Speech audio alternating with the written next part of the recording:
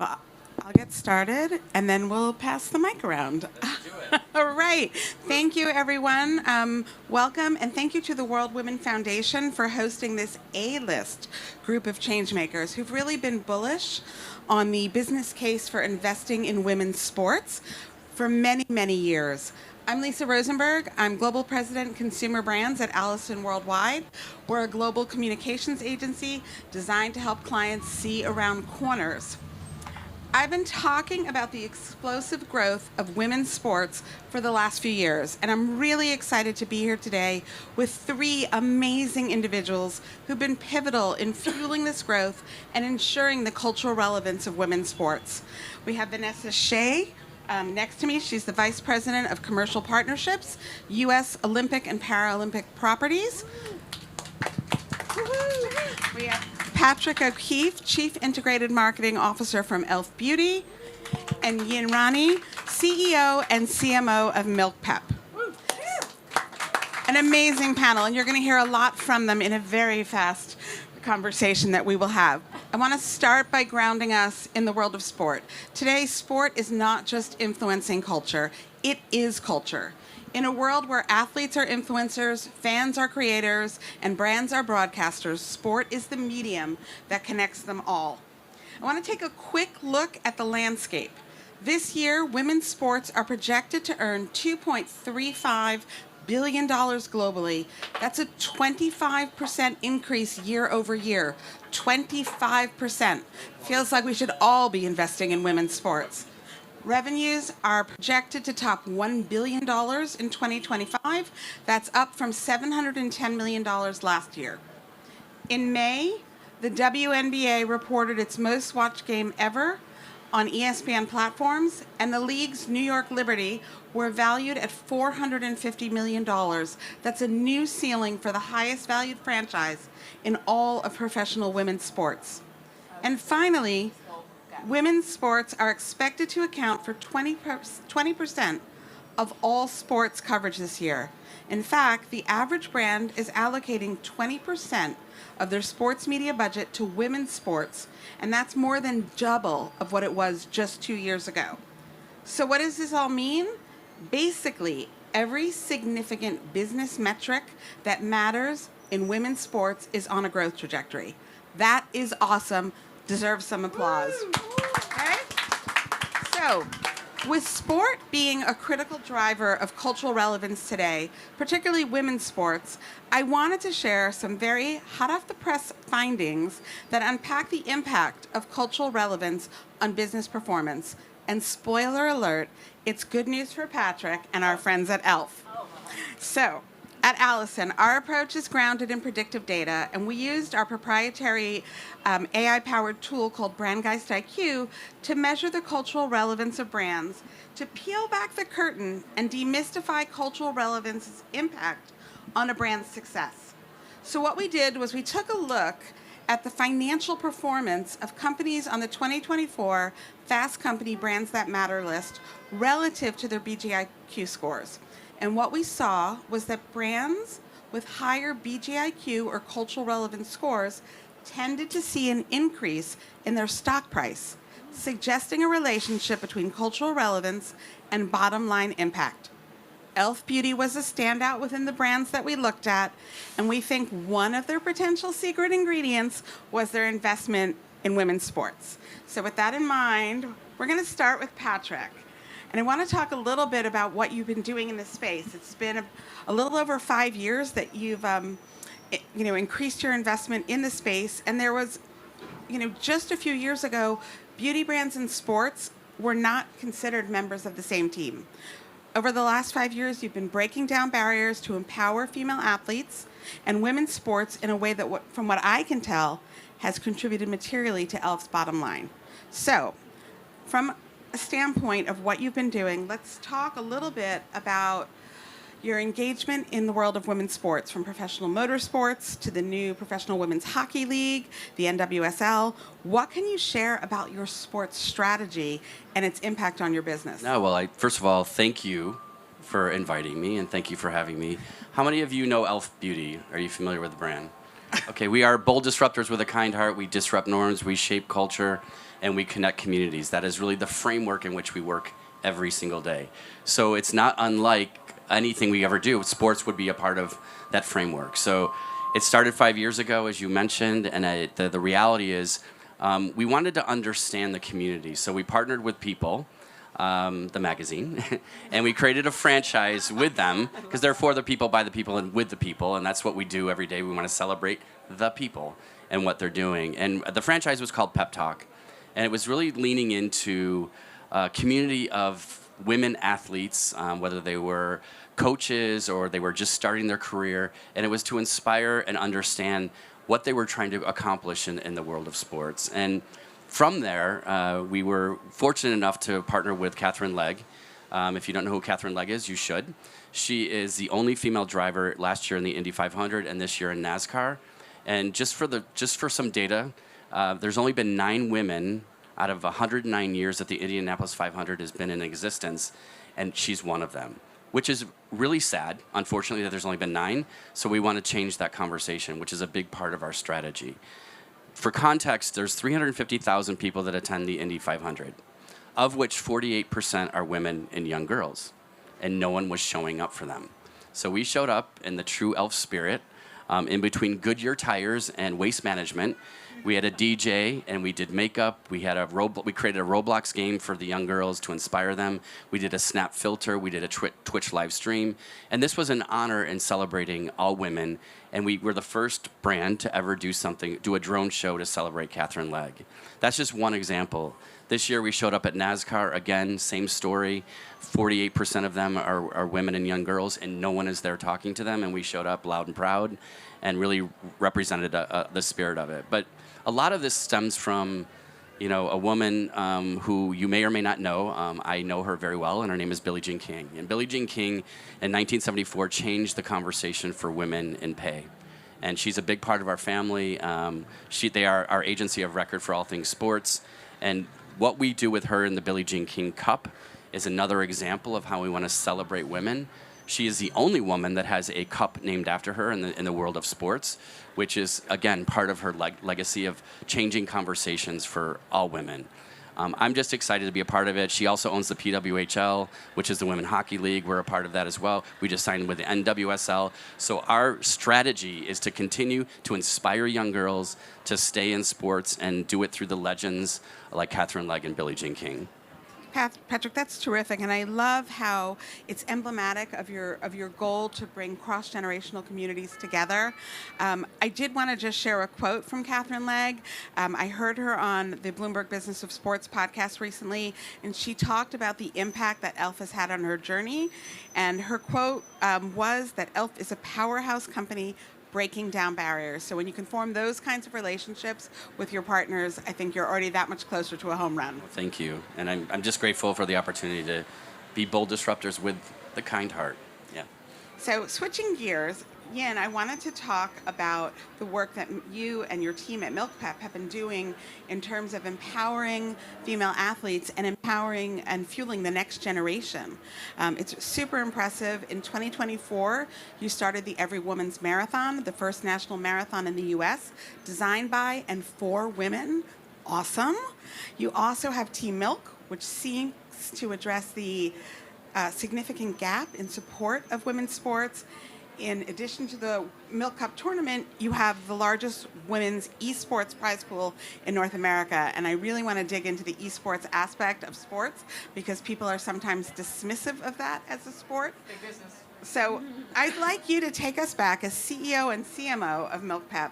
Bring us back to the boardroom when you were forming the strategy to play in the world of women's sports. And how did you solve this puzzle and decide that it was going to benefit your business?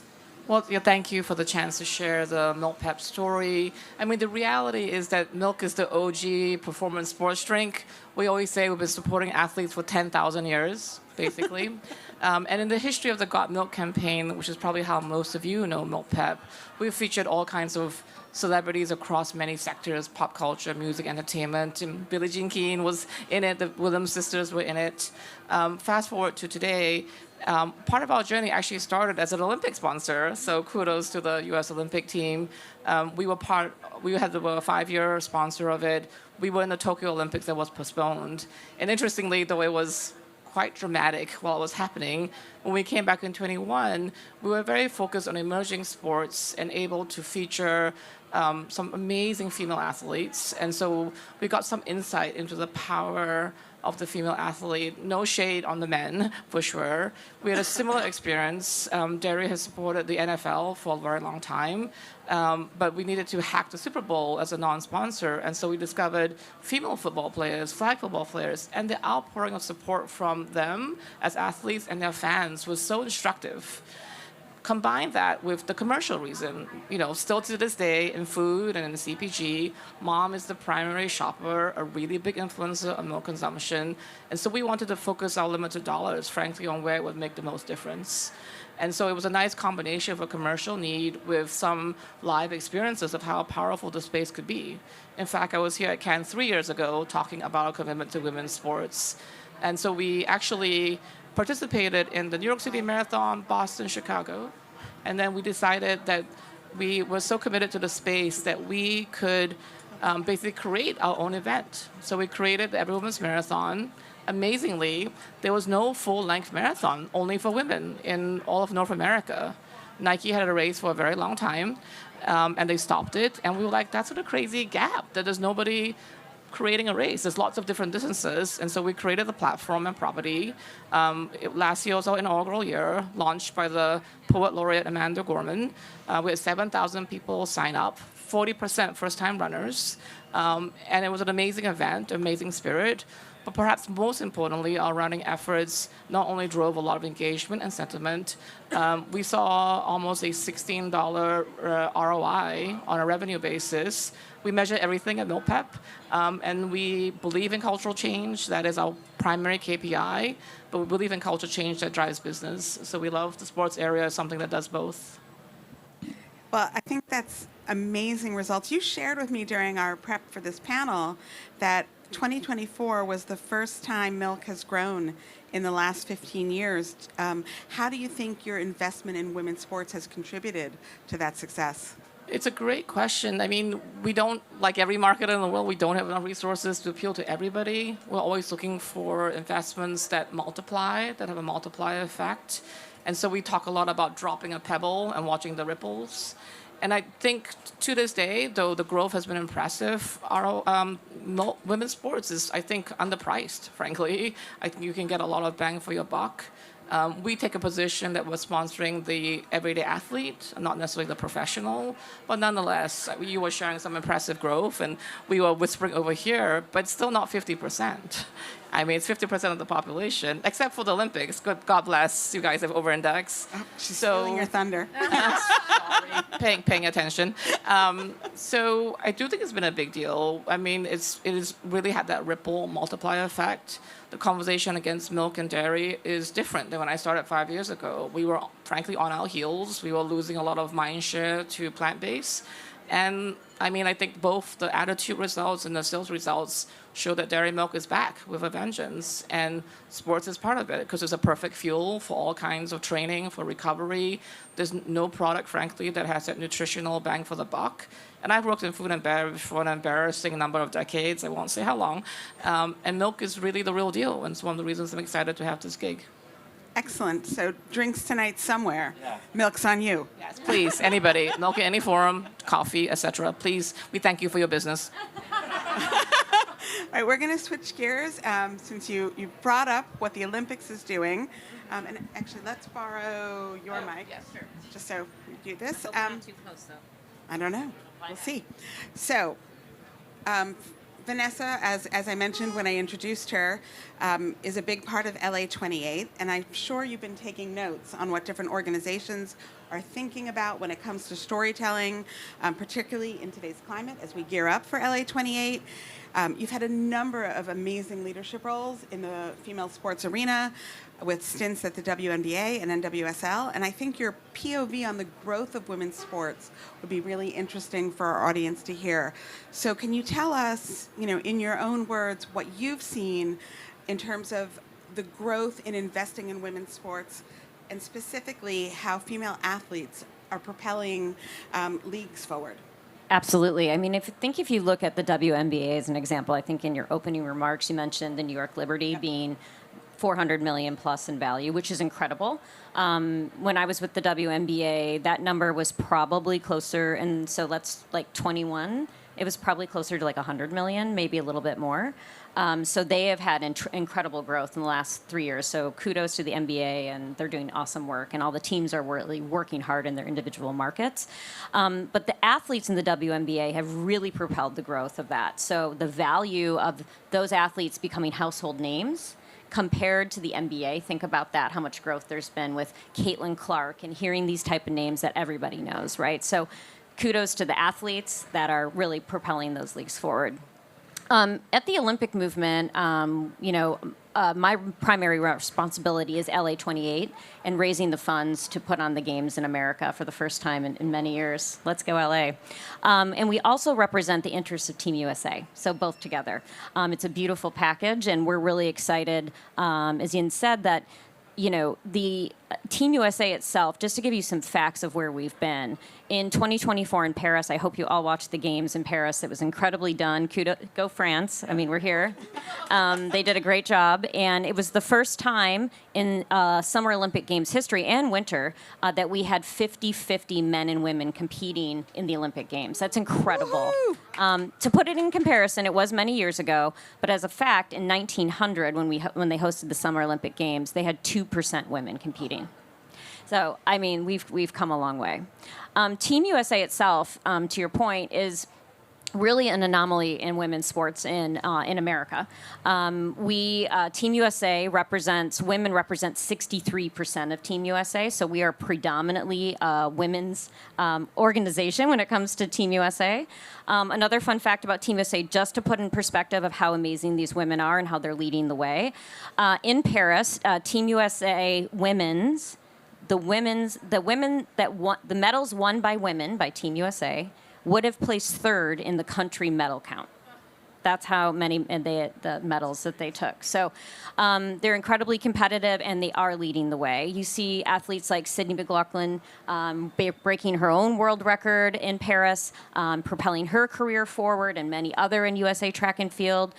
Katie Ledecky, another household name, leading the way for women athletes in swimming. We hope she continues. We hope Sydney and Katie compete in LA. We hope that they're going to rejoin us. But I think that Team USA is setting an example of where we can come in the leagues and how we can take the New York Liberty from 400 million plus to 2 billion, their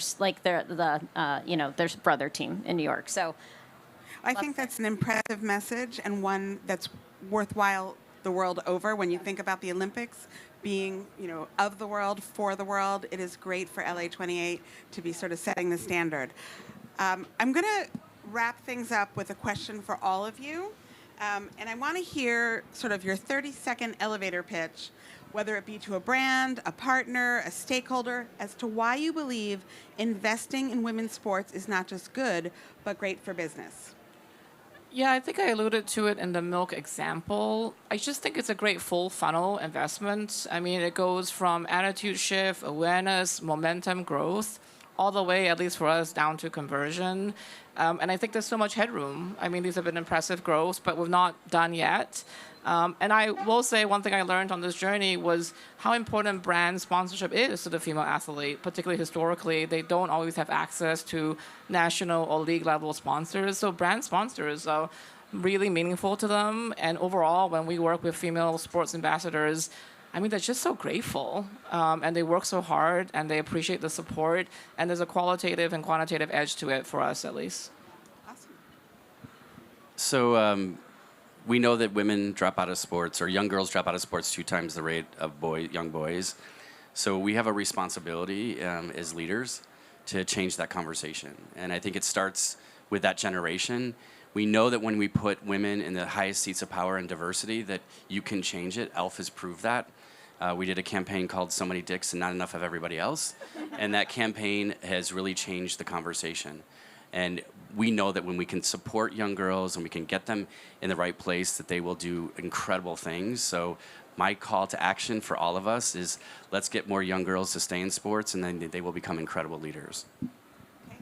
Awesome. And I would just add to this conversation that the broadcast investments into women's sports is really where the money is. So we need to convince and rally around media, the typical players, Fox, NBC, ABC, et cetera, TNT, to invest in the broadcast rights for women's sports, because that's the funnel that trickles down to pay the players more, to get them better practice facilities, to help those owners enrich all the tools that the women can use to perform at their peak.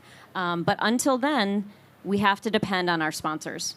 In every women's league that I've worked for in the United States, sponsorship is actually more of a heavy weight in how teams are funded than ticket sales. So the support of Milkpep and e.l.f., we're incredibly thankful. Well, thank you all for your insights and your contribution.